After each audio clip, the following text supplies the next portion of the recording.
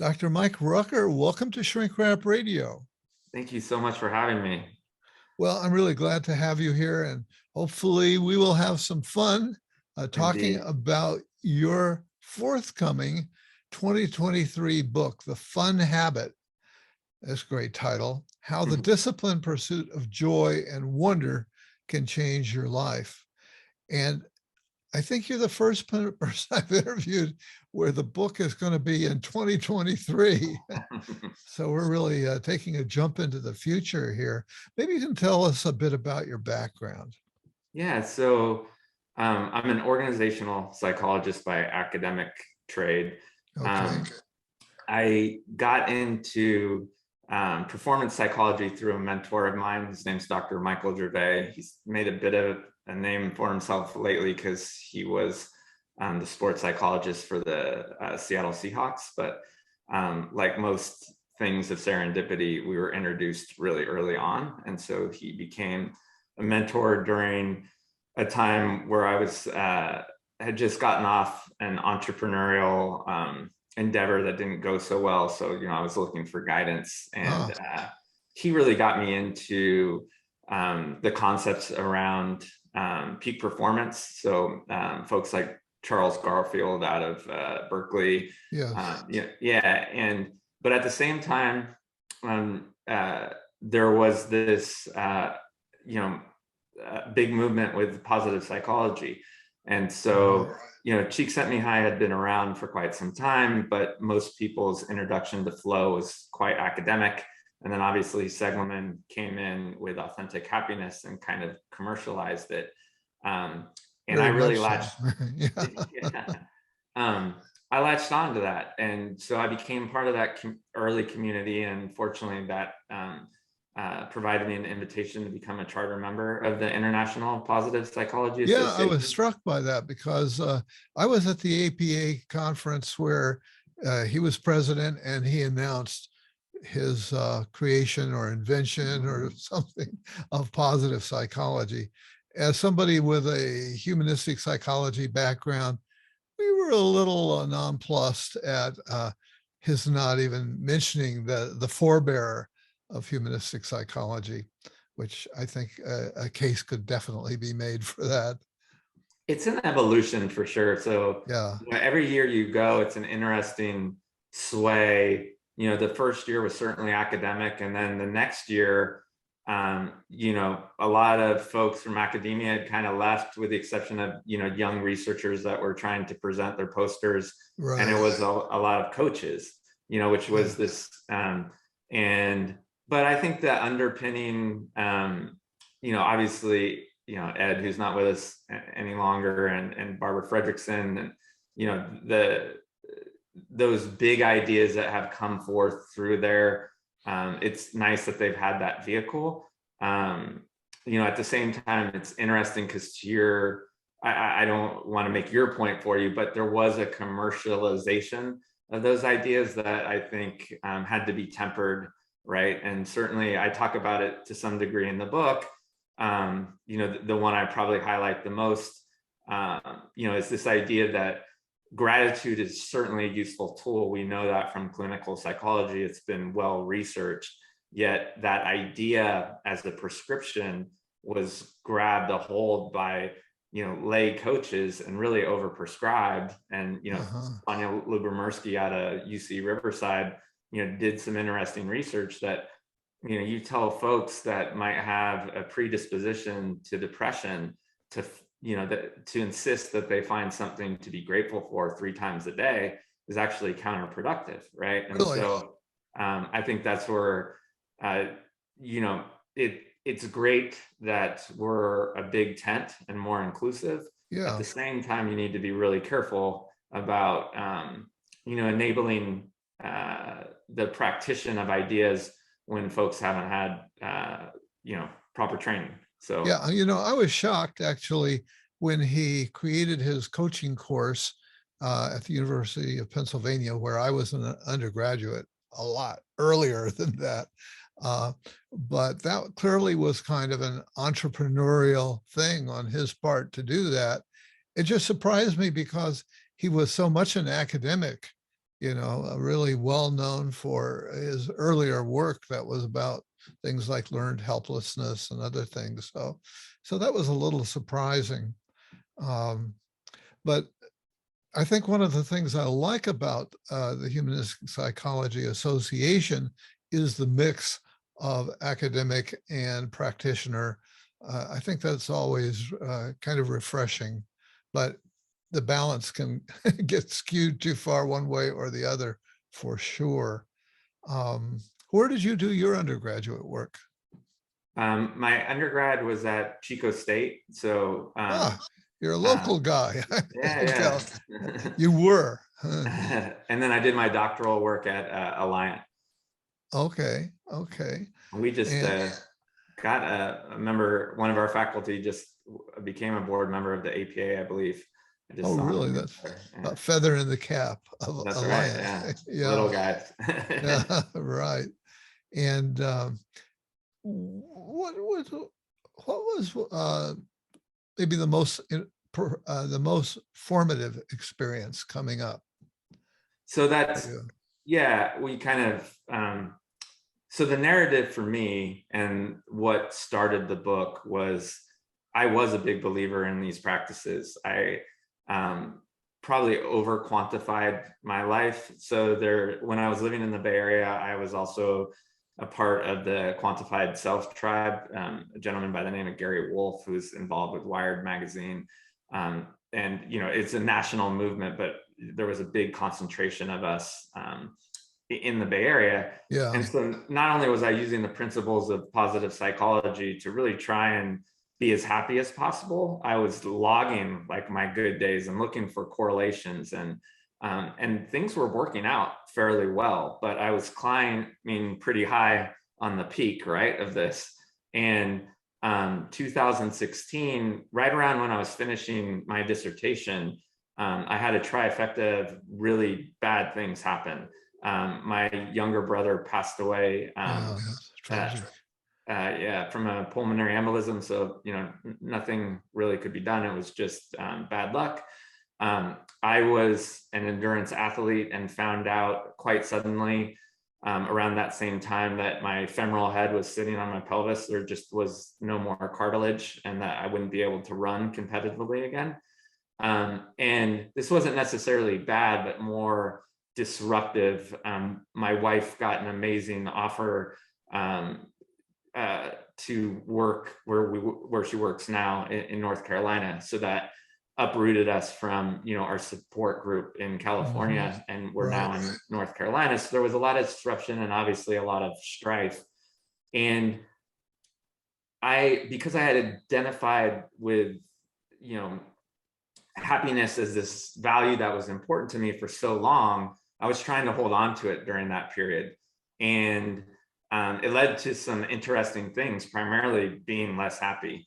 And so, being the researcher, I think you probably recall, like when you just get done with your dissertation, you're so hungry for more PubMed articles, and like you Yeah. still have this hunger for research. I started to dig into some ideas that I was playing with at the time. And I was introduced to a researcher out of the University of California, Berkeley, Dr. Iris Mouse, who research was just emerging at the time, that especially in the Western world, folks that are overly concerned with happiness, so not necessarily value happiness, but are concerned about their own happiness, like I was, tend to make themselves less happy. And, toxic positivity wasn't really a buzzword yet. It certainly is now. But at the time, I realized, this sort of movement to always be happy, and if you're not happy, something's wrong. There was sort of an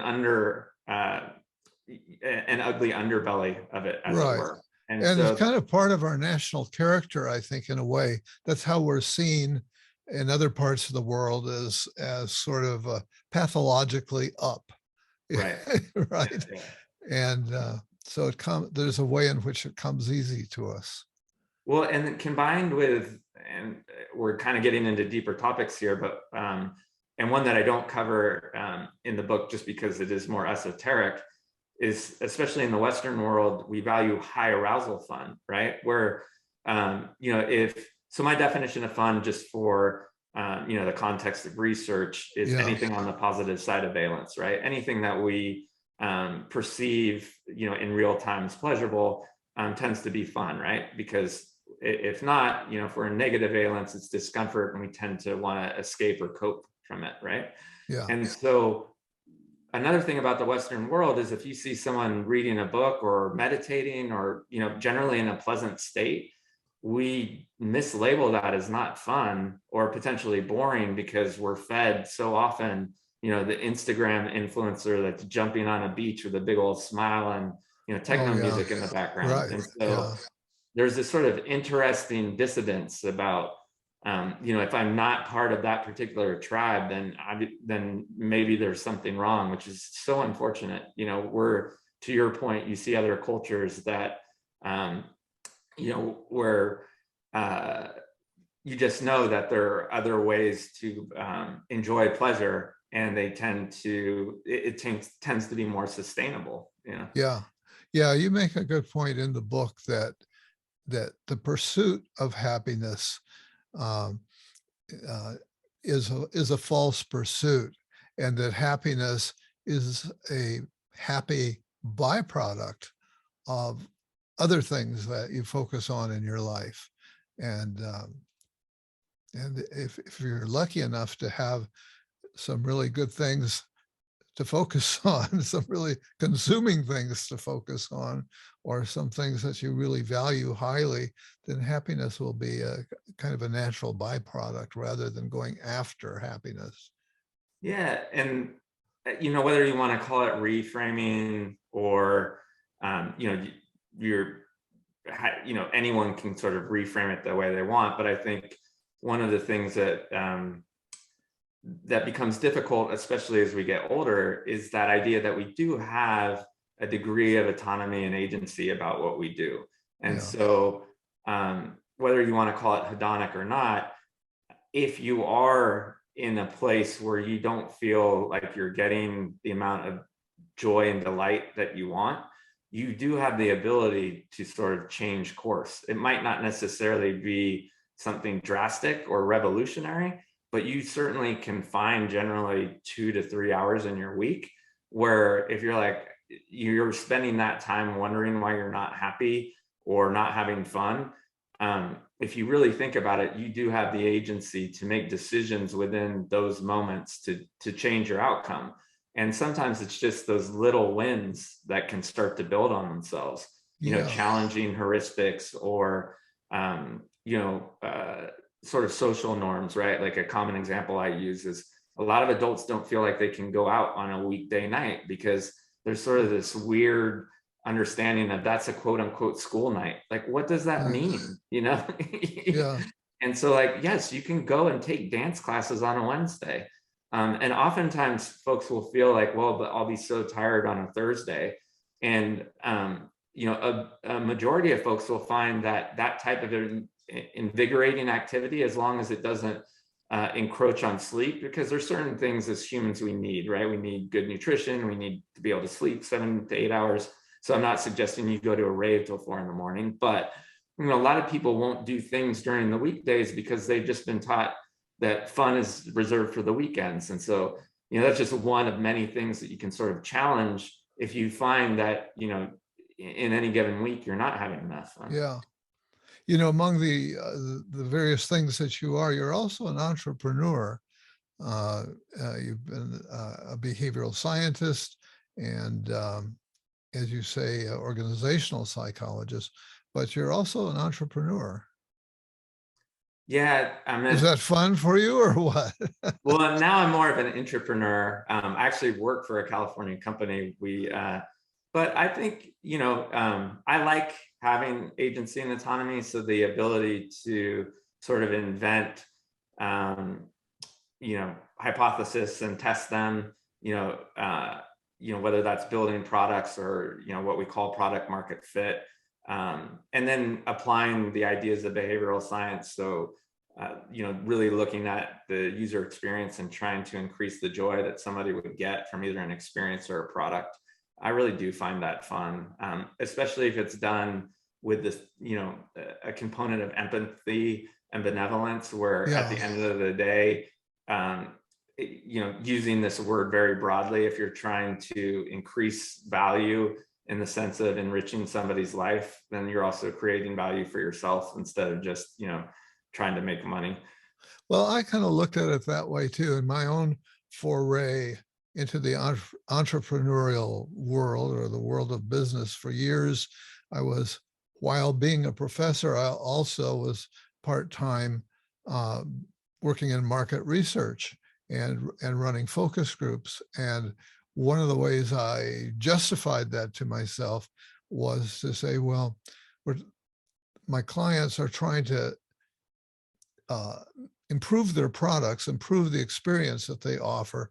And it's a pretty democratic process to say, well, let's listen to people and see, what they like, what they don't like. So I always felt pretty good about that. But the other place I wanted to say is, so doing that kind of work, I had to travel periodically, and people who travel a lot complain about, oh, the airports and the long rides and all of that, and the grind of it. And I think I just kind of intuitively, or it's in my nature, I went to comedy clubs.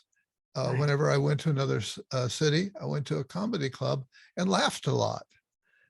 And That's so great. I hadn't read your book, but I think it's right on target for your book.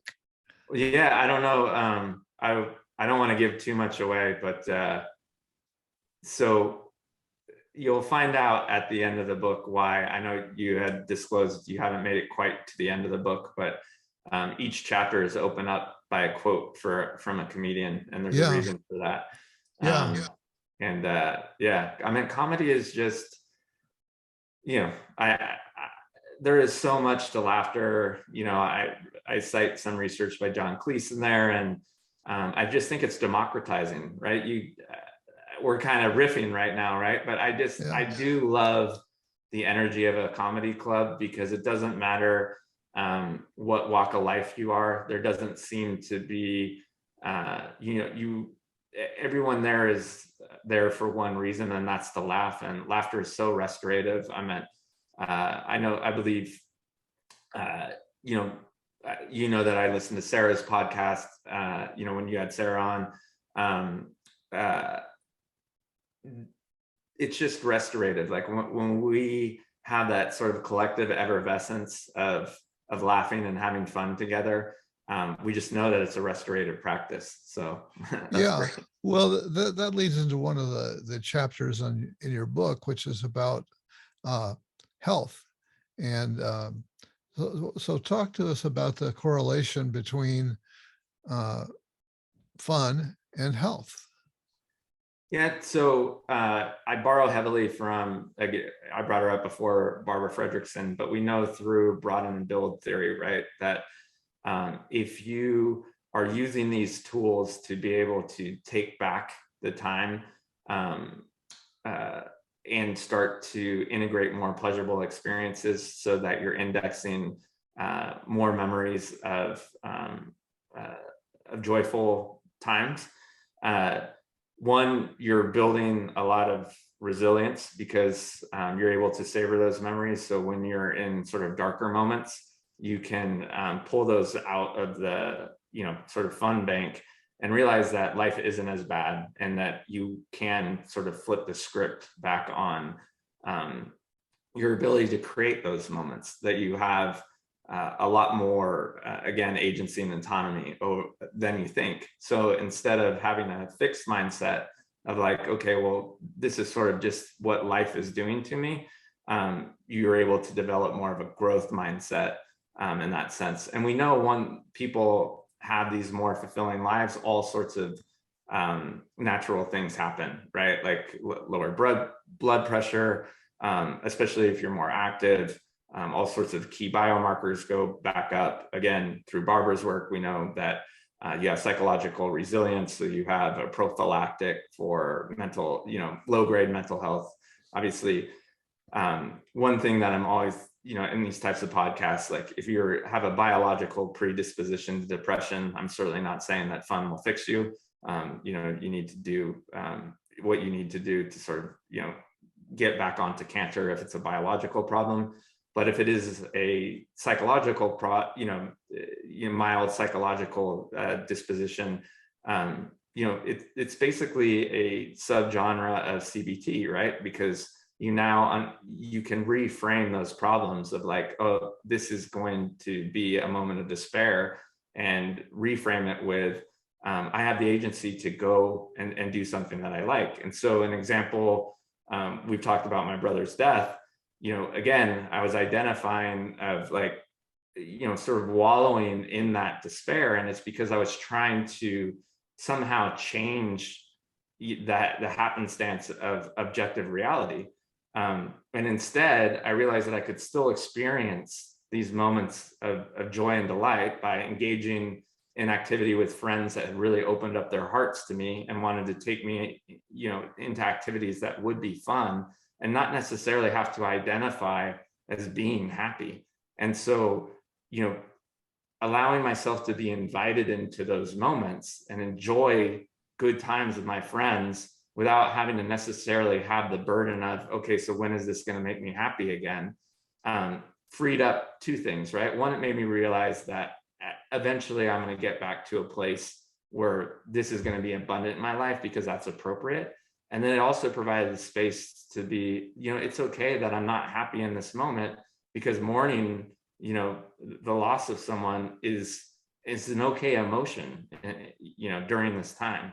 And so, yeah. Yeah. So one thing we should mention is that one of the standard questions is, what led you to write this book? Well, in part, what led you to write the book was that the pandemic was going on, and it put a major crimp in your life, as it did certainly in mine and for many other people. And so it's kind of seems paradoxical in a way that you start to write a book about fun. Yeah, it was interesting because the proposal I gotten picked up before the pandemic. And so, I had the opportunity to, coalesce all of the science that ends up being in the book, and then having to road test it during the pandemic. And I confess in the book, there were certain times where I definitely felt a bit of imposter syndrome because at the root, the underpinnings of a lot of the science that I bring forth also come from social determinant theory, right? And so this idea of competency and relatedness and again, agency and autonomy, all of those were hard to develop and sort of swim in because we didn't feel psychologically safe or physically safe, right? And so I think a lot of us were looking for answers and trying to, I was getting interviewed by newspapers like, hey, you're supposed to be an expert in fun. How does someone have fun around the house? Well, if it's contrived and you're kind of doing it for the sake of, because someone's telling me that I need to have fun, to pass the time until I feel safe again, that's oftentimes referred to as forced fun, right? Which we know isn't fun at all, because it's not you expressing yourself, expressing your interests, what brings you true pleasure. And so, but there were opportunities, if you were mindful of that, of like, okay, well, what can I do in this space and time that makes sense and that I'm connected to? And for me, it was finding old opportunities for hobbies long lost. So I picked up my guitar again, and started enjoying that. And then it was really connecting with my children. So, I think there was that sense of duty first going in, because the kids were home and we had to, figure out virtual school. So now we're not only parents, but we're also teachers. And so, all of the folly of transactional analysis, right? Like really not having time to enjoy this sort of childlike state and, engage with play, but really feeling like the protector of these two folks that relied on us, and sort of succumbing to that and going, you know what, I still have agency over a certain amount of both of our times where we can co-create these playful experiences and relinquish, the burdens of feeling like I have to put on a show. And that really helped because, again, it's sort of going back to basics, right? Yeah, I got these early wins, like, wait a second, this isn't as bad as it's being made out to do. And then, so in the book, I have this thing called the play model. Most psychologists are familiar with 4-quadrant models. And so, it's nothing too sophisticated, but it's really a way to look at, critically looking at how you're spending your time. And I also found that doom scrolling consistently with messages that were repeating itself, because there was no new news about the pandemic, right? It was really just immersing myself in the same news over and over again, wasn't helpful. So that was another way. A lot of times finding more joy and delight is really figuring out how to subtract the things that are sucking joy and delight out of your life. Yeah. Right. And point. So that was an interesting lesson there too. Yeah.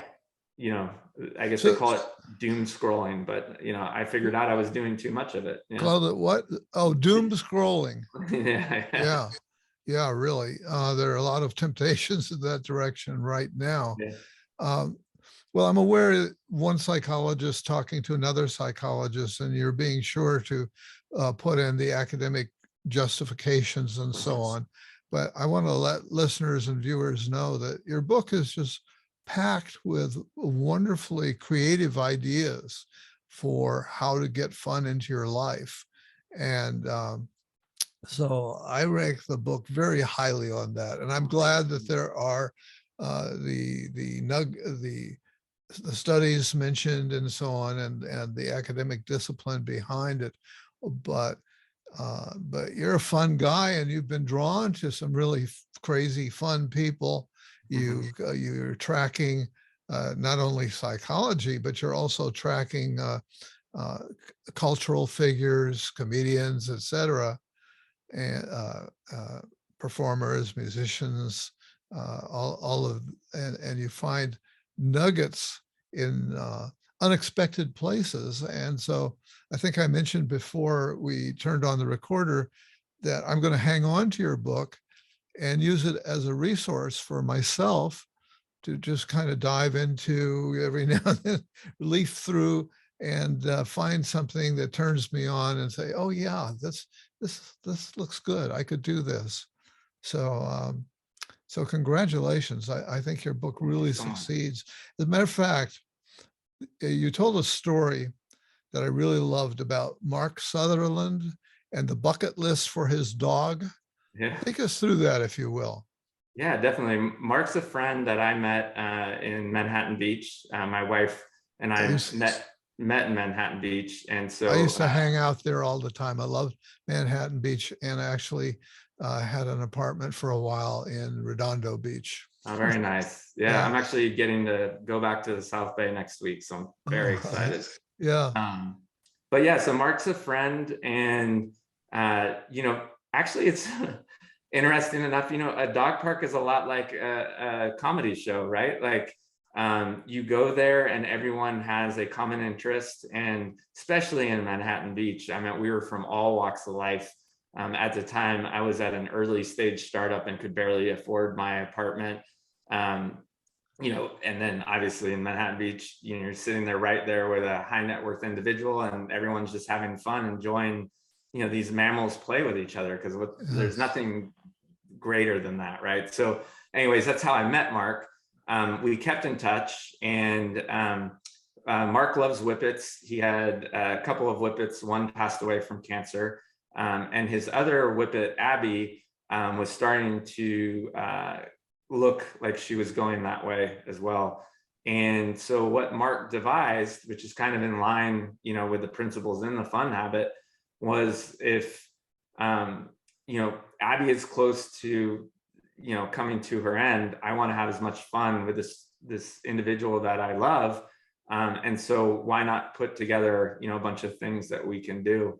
But the magic of Mark's story, and it's going to become a documentary. He's calling it a documentary because that's what he did. Great. Yeah, that's great. So it's Abby's List, to give him a bit of a plug. but he put together all these sort of fun things that would be interesting for a dog. Obviously he had to get creative, right? Because he couldn't talk to her, but like I think one of the more fanciful ones was peeing on the biggest redwood, in America or whatever it was. So he devised all these cool things that they could do together. But the amazing thing is, was when they started to enjoy these activities together, his dog, the vitality returned to Abby. And all of a sudden, what was meant to be, a few-month journey turned into a couple of years of just amazing experiences, because they were really doing this, fun stuff together.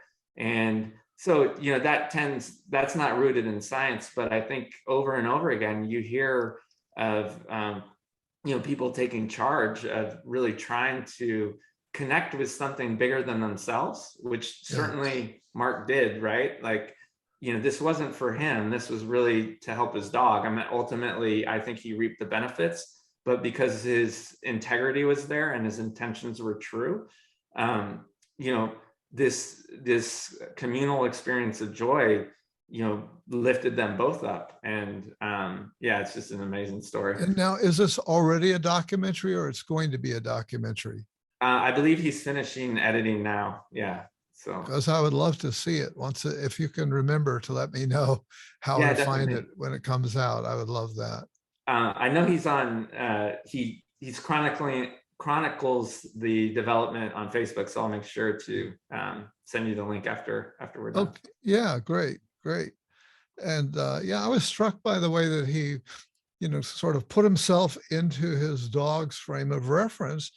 And okay, what would really bring the dog joy? What would be really fun? And he carved time out of his life to go places and do things that he might not have otherwise done, but then in the process had fun himself.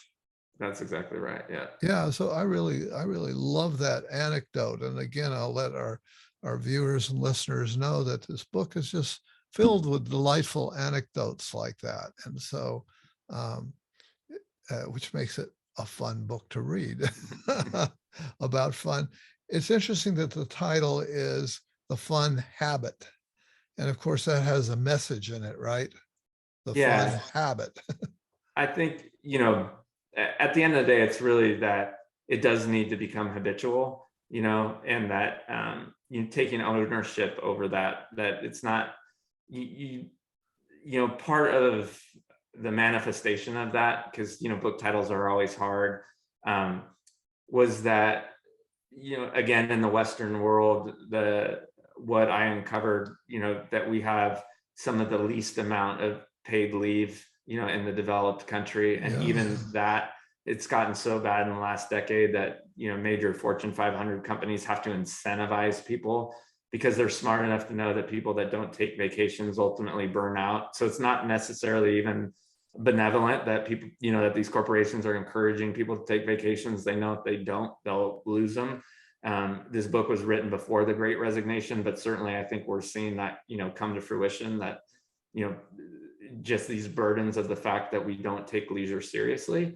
And so what's, the underpinnings of making it a habit is that you do habitually need to create moments of delight, joy, leisure. The term self-care right now is getting a little bit overused, and in different contexts, so I tend not to use it, but self-care applies here, right? If everything is sort of external, rewards of money, or a sense of duty, if all of those things are sort of taken from you and you're not finding ways to renew yourself, then you're going to break. And so, not creating a fun habit, ends up being to your own detriment. I think in the chapter 3, I talk about, it kind of saved my own life, but just through complete serendipity, during my practicum as a doctoral student, I saw it play out with physicians, because physicians really,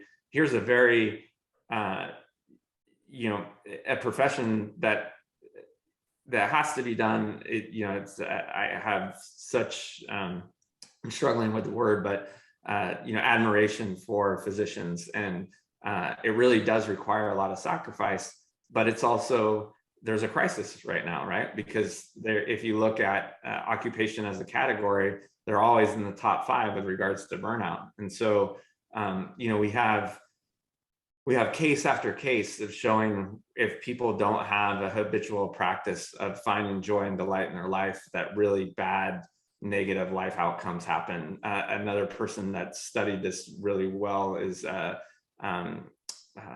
Jeffrey Pfeiffer out of Stanford. He wrote that book, Dying for a Paycheck, and the whole book is about, you know, about this topic. So.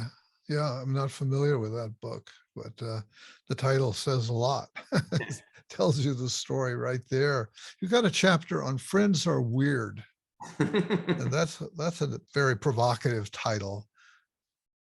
Yeah, I stole that from Bill Murray. So Bill Murray just, you know, the quote is, you know, it's interesting, right? Because there's 7 billion people in the world, and we kind of, you know, decide, you know, whether it's due to proximity or, you know, familiarity, or, you know, like the dog park, because we both have dogs, and you're like, you and I are going to be friends now. And so it's just a weird concept. But what we do know, you know, whether you're an extrovert or an introvert, that prosocial behavior and the glue of that is having fun together, is, again, a prophylactic that really, you know, depending on what study you believe, you know, is as meaningful as stopping smoking or walking your 10,000 steps, because we certainly see a high correlation of the trait of loneliness and poor health outcomes.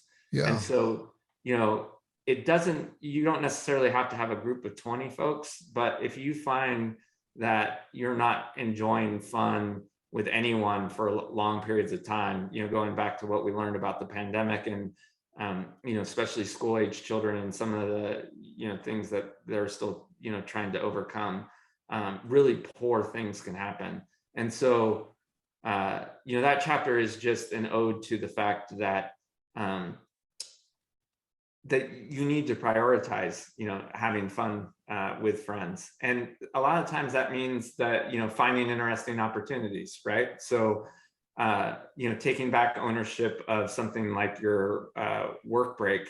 So you don't necessarily, if you're not finding those types of friendships at work, that's okay. You know, work's meant to get work done, but maybe you have a, you know, a true friend that's down the block, and, you know, just take that extra 5 minutes to go meet up with them, so that you have that 1 hour of renewal, you know, between the two halves of your work. And again, these aren't profound ideas, right? But it's, if someone doesn't seed you with them, you forget that that's a possibility, right? Because we do tend to be creatures of convenience, right? Well, I don't know, it's just so easy to get, you know, lunch from my cafeteria. Like, really? Because you could get, you know, it's just 5 minutes away, and then you would really enjoy the company of a friend. Yeah. You know?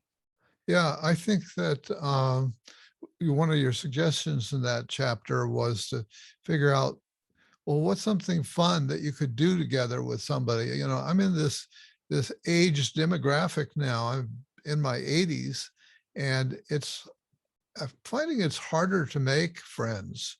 And I think that's true for lots of people. So you'll like this, though. I've got a neighbor. We live on a court, Okay. and we're not terribly interactive. I know other people who live in cooler neighborhoods where there's a lot of stronger sense of community. But one of our neighbors across the court is just turned 81 and decided she wants to have a birthday party in the court. And so another person in the court has agreed to cook a lot of food. And after I get off of this conversation here, I'm going to go join that group, and, you know, we'll see what happens. But here's a person just turned 81, and she's reaching out to the people around her to make something happen that will be fun for her and meaningful for her. So. No, and I think that's so important. Yeah. I didn't bring it up in the book, but that was something that we did as well during the pandemic. I think when we first got here, a lot of people in the South, find friendship through faith, and we weren't associated with the church when we first got here. And so, a lot of people had already cohorted in that fashion, but the Yeah. pandemic presented an opportunity because churches were closed for us to do exactly what you just described. And so, sometimes it does take that extra step. Like, Right. we ended up getting catering, like it was a small investment, but it was a honeypot to invite people over.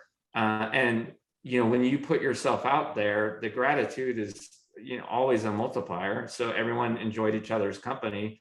And then as long as it went well, right? Because I don't want to candy coat it. Sometimes it will end in disaster, which is fine, right? Then you try it again.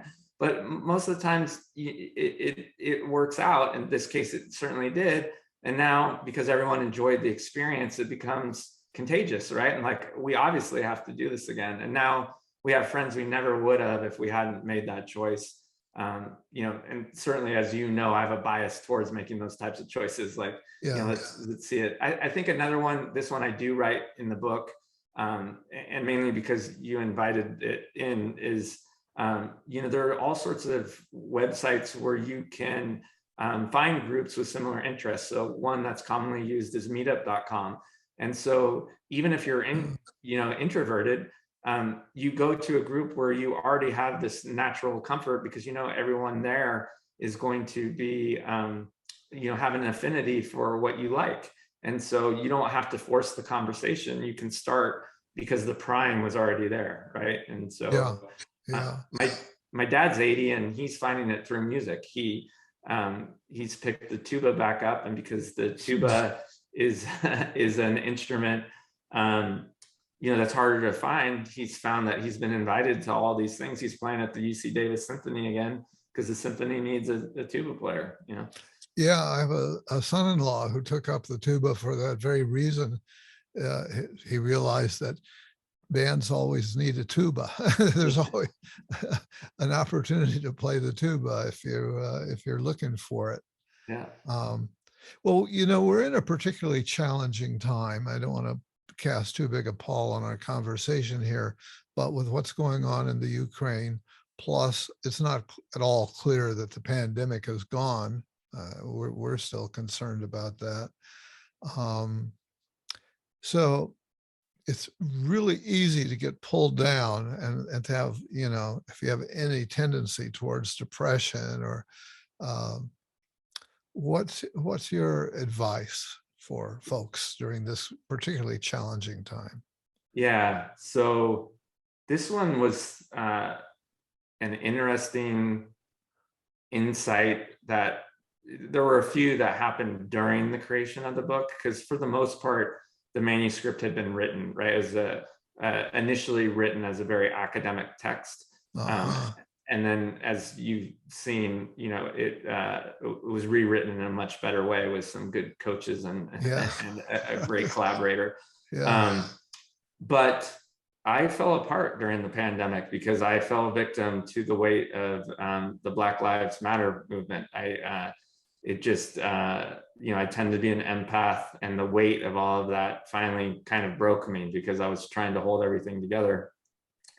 And so it led to the only chapter that was written from a fresh perspective, because again, all the other chapters had been basically created, before the pandemic and then pandemic tested. And what I found is that fung can be used in a similar fashion, even in times that we exist in right now, right? Because it can connect you to a cause as long as you don't let it drown you. So if you are finding that you're finding despair in this moment, what are opportunities where you can contribute, but that still give you back that opportunity for prosocial behavior or for some sort of enjoyment? Like, so for instance, right now I'm because I like to build things, I'm investigating how I can contribute to Habitat for Humanity. And so the reframe there, though, that's important is that as long as you are providing some way of making the world better, that tends to relinquish this feeling, because there's going to be pain. There's the world's always going to be in discomfort, right? Right now we're very involved obviously in what's happening in Ukraine. But there's always a war going around somewhere in the world, especially here in the United States, things like social issues, poverty, like none of that is going to relinquish, right? And so being able to contribute and know that you're moving, advancing something forward tends to be a prophylactic against that. And so when you're coming up with fun things to do, making sure that you also index, those opportunities for where you can find a pleasurable way to contribute, and then know that you are doing something better, that you are making a difference, that you're not contributing to societal ills, but quite the contrary. It has kind of a host of different benefits, right? One, it's going to take your mind off of it. Two, if you do start to sort of feel the weight or the burden of all of society's problems, you can savor in the moment that you are making the world a better place. And then three, it does connect you with change makers. And so knowing that if you do have a problem, a lot of these folks that are engaged in social contribution tend to have similar DNA, and they can lift you up. And so, it just has a whole host of benefits. Okay. Well, I really appreciate that. I think we're about out of our time here. Is there anything else that you'd like to get in? No, I think, to surmise, and to your point, I did probably go a little bit overboard on the underpinnings of the research, just because I felt like that would be important for your audience. But, the main idea is in the book is, as you mentioned, has a host of strategies and tactics, but this idea that, just making small changes and making fun a habitual part of your life will really create this upward spiral, and make you realize that, even in the downtime that, fun times are ahead. And so we only have a limited amount of time that we're here on Earth. And so, what a better time to sort of regain that autonomy and agency that you have to create those delightful moments for yourself. I like the upward spiral. I like the image of that. So, Dr. Mike Rucker, I want to thank you for being my guest today on Shrink Rap Radio. Thank you so much for having me. This is a pleasure.